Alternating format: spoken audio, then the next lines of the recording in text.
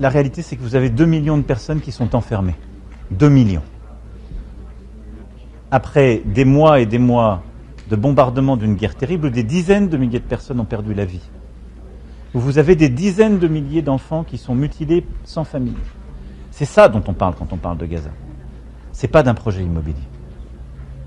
Et ce qu'on a vécu ce matin, ce que vous étiez avec moi, ce sont des femmes, des enfants qui ont connu le drame, et dont je ne sais pas comment ces enfants grandiront. Vous imaginez une seule seconde ce qu'ils ont déjà vécu.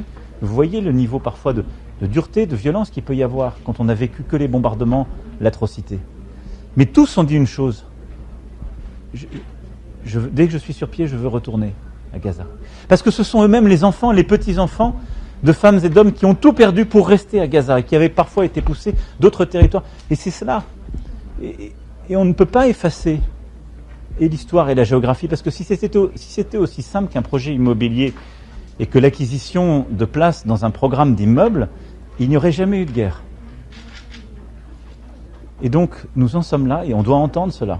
Et on doit entendre deux choses qui sont essentielles pour qu'il y ait la paix dans la région. Le droit légitime du peuple palestinien à disposer d'un État, d'un territoire et de vivre en paix. Et le droit légitime du peuple israélien à voir son État, Israël, à ce qu'il soit reconnu par tous ses voisins aussi, et à ce qu'il vive en paix et en sécurité. Et la négation de l'un ou de l'autre suffit à fragiliser toute la région.